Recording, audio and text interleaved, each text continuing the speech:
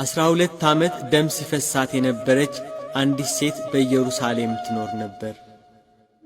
መድኃኒትን ፍለጋ ብዙ ባለ መድኃኒት ጋር ሄዳ ነበር።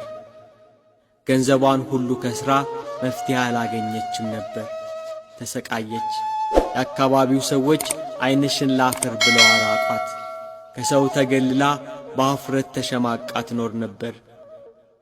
ይህች ሴት ስለ ኢየሱስ ክርስቶስ ሰማች።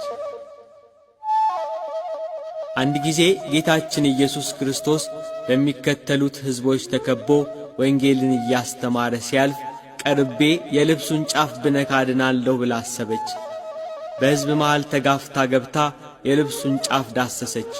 ወዲያው የደም ምንጯ ደረቀ። ከስቃዋም እንደዳነች በሰውነቷ አወቀች።